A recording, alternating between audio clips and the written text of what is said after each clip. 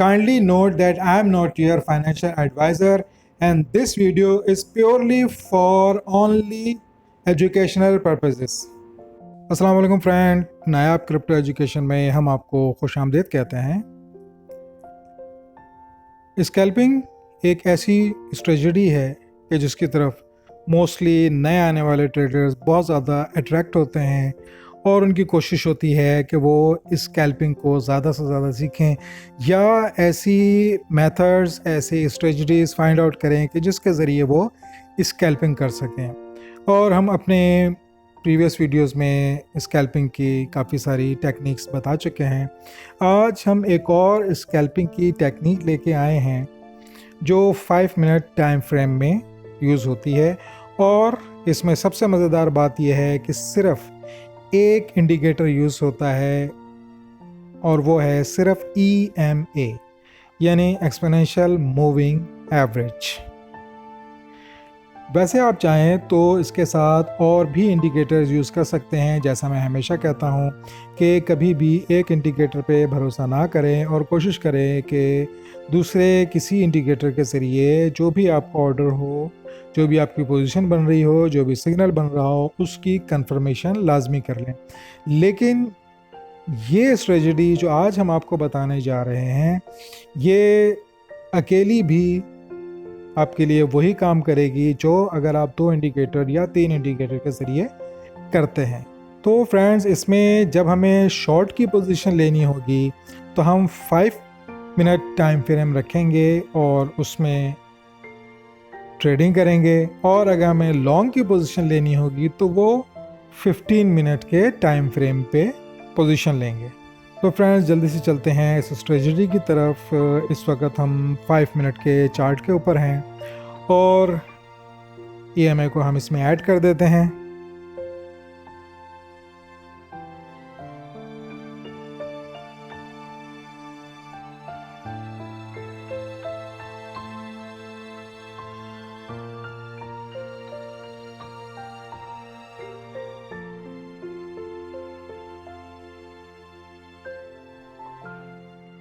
अब इसकी सेटिंग में जाके हम इसमें जो इसकी लेंथ है उसे 5 कर देंगे और स्टाइल में जाके थोड़ी सी इसको थिक कर देंगे। इसका कलर थोड़ा डार्क कर लें ताकि देखने में आसानी रहे।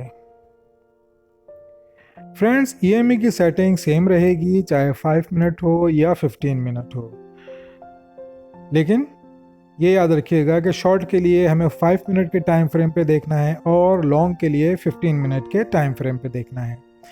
तो हम चलते हैं शॉर्ट की तरफ कि वो कौन से साइन हैं, वो कौन से रूल्स हैं जिनको फॉलो करते हुए हमें शॉर्ट की पोजीशन लेनी है। तो फ्रेंड्स, इसमें सबसे पहले हमें ये देखना है कि कैंडल्स EMA की लाइन से ऊपर क्लोज हो रही है। तो जहाँ पर भी कैंडल EMA की लाइन से ऊपर क्लोज होगी वो हमारे लिए पहला साइन होगा। वहाँ से हमें अब होशियार हो जाना है और अगली कैंडल पे नज़र रखनी है।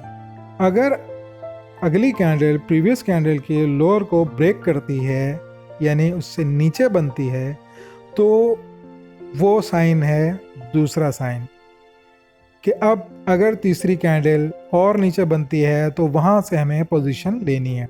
और अगर फॉर एग्ज़ाम्पल एक कैंडल EMA की लाइन से ऊपर बनी, ऊपर क्लोज हुई, उसके बाद दूसरी कैंडल बनी, वो भी EMA की लाइन से ऊपर बनी और ऊपर क्लोज हुई, तो फिर वो जो सेकंड कैंडल है वो हमारे लिए फर्स्ट साइन हो जाएगा और हम इसको फॉलो करते जाएंगे उस वक्त तक जब तक हमें कोई ऐसी कैंडल ना मिले कि जो प्रीवियस कैंडल के लोअर को ब्रेक करती हुई नीचे आ रही है।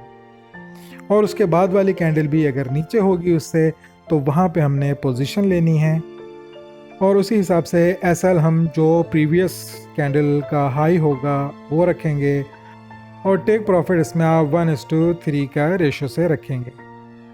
उसके बाद अगर हमें लॉन्ग की पोजीशन लेनी है तो लॉन्ग के लिए हम सबसे पहले ये देखेंगे कि कैंडल्स EMA की लाइन से नीचे क्लोज हो रही हो, उसकी लाइन को टच ना कर रही हो और कैंडल बिल्कुल अलग से नीचे क्लोज हो, तो वो हमारे लिए पहला साइन होगा। उसके बाद वाली कैंडल पे हम नज़र रखेंगे। अगर उसकी बाद वाली कैंडल भी उससे और नीचे क्लोज होती है तो फिर वो हमारे लिए पहला साइन हो जाएगा। और अगर उसके बाद वाली कैंडल उसके हाई से ऊपर बनती है तो वो हमारे लिए दूसरा साइन होगा कि उसके बाद वाली कैंडल पे हमें नज़र रखनी है। अगर वो भी उसके हाई से ऊपर बनती है तो वहाँ पे हमें फिर लॉन्ग की पोजीशन लेनी है। और इसमें भी स्टॉप लॉस हम जो प्रीवियस कैंडल का लो होगा वो रखेंगे और टेक प्रॉफिट 1:3 के रेशो से रखेंगे। इसमें 1:3 के रेशो से रखने का मकसद ये है कि इसमें ज़्यादा चांस ये है कि एसएल शायद ज़्यादा हिट हो, लेकिन आपने करना ये है कि एक दिन में मैक्सिमम सिर्फ 3 ट्रेड्स लेनी है इस स्ट्रेटजी को यूज़ करते हुए। उससे ये होगा कि फॉर एग्ज़ाम्पल अगर एक दिन आप लॉस में रहे, आपके एसएल हिट हो गए, इसका मतलब ये था कि अगर आप लॉन्ग की पोजीशन ले रहे थे तो मार्केट शॉर्ट जा रही थी, तो अगले दिन डेफिनेटली मार्केट वापस ऊपर जाएगी, और अगर मार्केट नीचे आ रही थी तो अगले दिन मार्केट ने ऊपर ही जाना है। तो उस हिसाब से आपने एक दिन में 3 ट्रेड्स लेनी है, और अगर 3 ट्रेड्स में आपके एसएल हिट हो जाते हैं तो आपने ट्रेडिंग बंद कर देनी है, और नेक्स्ट डे अगेन आपने 3 ट्रेड्स लेनी है। लेकिन 1:3 के रेशो से अगर आप अपना टेक प्रॉफिट रखेंगे तो उसमें ultimately at the end of the day आप प्रॉफिट में होंगे। और इस वीडियो में फ्रेंड्स हमने ये कोशिश की है कि जो स्ट्रेटजी हम आपको बता रहे हैं उस स्ट्रेटजी को लाइव चेक करें, उसकी टेस्टिंग करें और आपके साथ उसको शेयर करें। तो इसमें हमने शॉर्ट की पोजीशन पे एक ट्रेड इस स्ट्रेटजी को यूज़ करते हुए टेस्ट की और उसका रिज़ल्ट आपके सामने है। तो फ्रेंड्स जैसा कि आप देख रहे होंगे AVAX पे 5 मिनट के चार्ट में हम इस वक्त हैं, और यहाँ पे आप देख रहे होंगे कि कैंडल बनी और ऊपर क्लोज हुई। ये हमारे लिए पहला साइन था। उसके बाद दूसरी कैंडल बनी, वो भी उससे ऊपर बनी, वो हमारे लिए फिर पहला साइन हो गया। उसके बाद अगेन एक और कैंडल बनी जो उससे ऊपर बनी, और उसके बाद जो कैंडल थी वो उसके लोअर को ब्रेक करते हुए नीचे आई। तो ये जो चौथी कैंडल थी ये हमारे लिए वो पॉइंट था जहाँ पे हमें शॉर्ट की पोजीशन लेनी थी। तो यहाँ पे हमने शॉर्ट की पोजीशन ली और इसका एंट्री पॉइंट 17.51 था, और टेक प्रॉफिट हमने 1:3 के रेशो से रखा।